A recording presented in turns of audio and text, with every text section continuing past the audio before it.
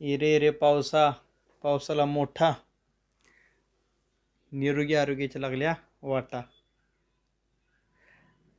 ज्यावेळेस वर्षा ऋतू या वर्षा ऋतूमध्ये हवेतील वातावरणाच्या झालेल्या बदलामुळे ही निर्माण झालेली आम्लता, हे वातावरणातील बाष्प, यामुळे वात वाढतो. वातावरणातील वाढता वात व पित्तदोषाचा झालेला संचय यामुळे आपला अग्नी कमी होतो. पोटातील शरीरातील जठराग्नी कमी झाल्यामुळे भरपूर रोग आणि व्याधी आपल्या शरीराला जडतात. यामध्ये भर म्हणून अजून वातावरणात असलेलं हे गढूळपण किंवा हे गढूळ पाणी आणि या पाण्यामध्ये वाढलेली आम्लता ही शरीरामध्ये ज्यावेळी जाते त्यावेळी शरीरामध्ये सुद्धा आम्लता वाढवते. अग्नी मंद झालेला असतो, शरीरात आम्लता वाढते, ज्यामुळे बद्धकोष्ठता, पोट व्यवस्थित साफ न होणं, पोट साफ न झाल्यामुळे किती वेगवेगळे आजार वाढतात. अजीर्ण, खाल्लेल्या अन्नाचं व्यवस्थित पचन न होणं, भूक न लागणं, गॅसेस, अपचन, तोंडाला चव नसणे, जेवण न करू वाटणे, याचबरोबर पित्ताचे वेगवेगळे विकार, वाताचे विकार, ज्यामध्ये संधिवात आहे, आमवात आहे, गुडघे दुखणे, मान दुखणे, मणका दुखणे, कंबर दुखणे, या शरीरात वेगवेगळ्या वाताच्या समस्या उद्भवतात. या सगळ्यामधून व्यवस्थित बाहेर पडण्यासाठी, या वर्षा ऋतूमध्ये निरोगी राहण्यासाठी, आनंदी राहण्यासाठी थोडेसे पथ्य पाळणं हे गरजेचं आहे. पथ्य पाळायचं म्हणजे काय कमी खावं हा विचार पहिल्यांदा करावा. काय जास्त खावं यापेक्षा काय कमी खावं, काय खाऊ नये, काय टाळावं, याला खूप महत्त्व दिलेलं आहे. बऱ्यापैकी हिरव्या पालेभाज्या टाळा, ज्यामध्ये पालक कमी घ्या, तांदूळ असेल कमी घ्या, कोबी कमी घ्या, वाटाणा, बटाटा, मोड आलेले कडधान्य, जड आहार, मांसाहार, आणि सर्वांना पावसाळ्यात आवडते म्हणजे भजी. हे भूक कमी असेल तर कमी खावा.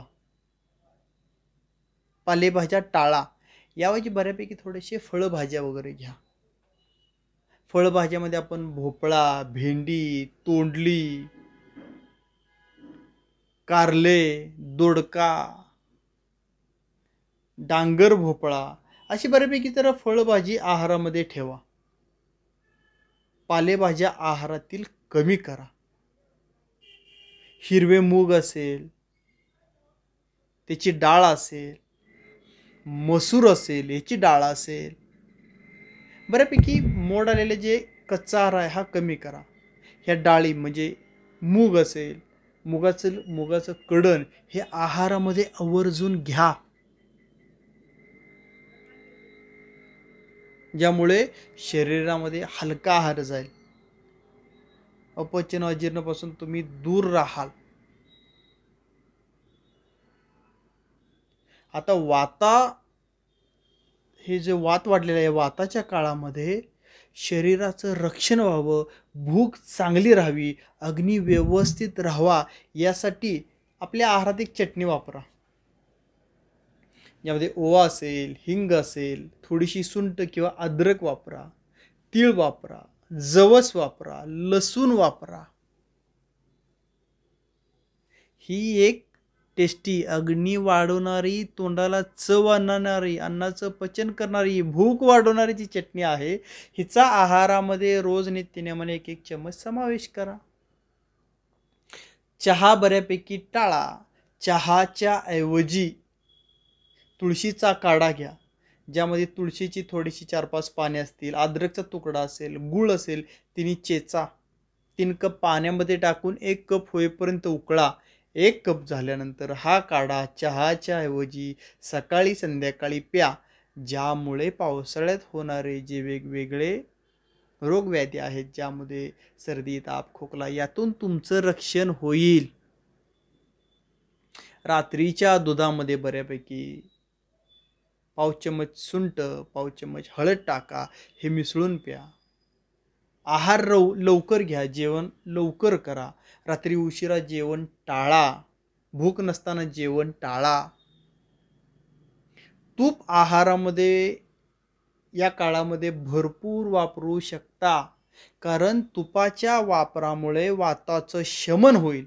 गुडघेदुखी, कंबरदुखी, मानदुखी, पाठदुखी, सांधेदुखी हे कमी होईल. तुपाच्या वापरामुळे कांती सुधारेल.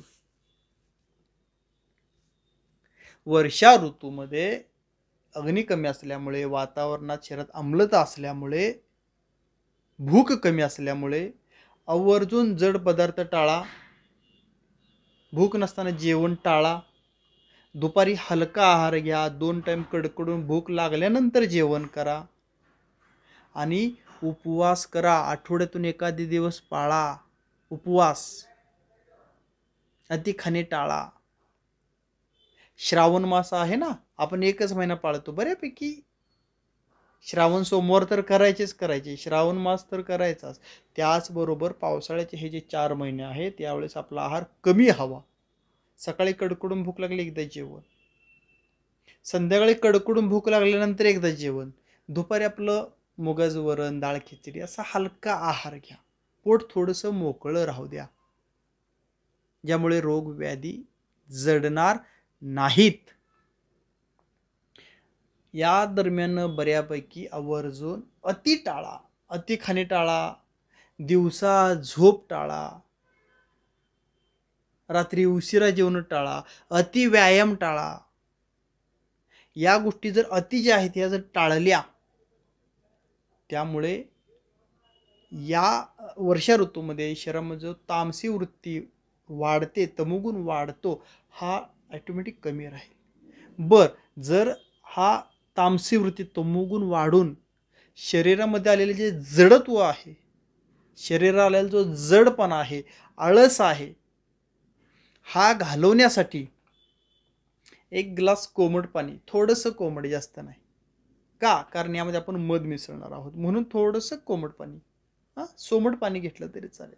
यामध्ये 1 चमचा मध टाका, अर्धा लिंबू पिळा, हे मिश्रण मिक्स करा. सकाळी संध्याकाळी थोडं थोडं प्या, ज्यामुळे शरीरात आलेलं जडत्व, तमोगुण कमी होईल. अपचन अजून दूर होईल, पचनक्रिया सुधारेल, वाताचं शमन होईल या मिश्रणामुळे. 1 ग्लास सोमट पाणी, यामध्ये अर्धा लिंबू, 1 चम्मच मध.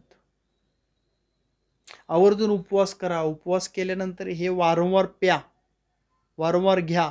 खिचडी टाळा. तेलकट, तिखट, आंबट टाळा. पाणी उकळून प्या. पाणी आवर्जून उकळून पिलं पाहिजे, कारण शरीरात 60 ते 70% आपल्या पाणी आहे. बाहेरच्या पाण्यामध्ये आम्लता, हे शरीर ही पंचमहाभूत आणि पंचतत्वांनी निर्मित आहे, त्यावेळेस शरीरातही आम्लता वाढते. म्हणून आपण पाणी उकळून प्या. कोमट पाणी घ्या. बनवलेलं जे अन्न आहे हे गरम गरम खावा. वेळेवर खावा. भूक लागल्यानंतर खावा, नाही भूक टाळा. फास्ट फूड या दरम्यान टाळा. रात्री घरातील आपल्या वातावरण स्वच्छ, आनंदमय, निरोगीमय राहण्यासाठी घरामध्ये पूर्वी बऱ्यापैकी धूप, अगरबत्ती, गोरी जाळली जायची. आजही आपण धूप, अगरबत्ती लावा घरामध्ये. संध्याकाळी शेणाची गोरी मिळाली तरी शेणाच्या गोरीवरती थोडंसं तांदूळ, कापूर, देशी तूप टाकून हे जाळा. यामुळे घरामध्ये एक सकारात्मक ऊर्जा निर्माण होईल, आनंदमय, प्रसन्नमय वातावरण निर्माण होईल. त्यामुळे सर्दी, ताप, खोकला हे रोग व्याधी आपल्याला, आपल्या घरातील लोकांना, शरीराला जडणार नाहीत.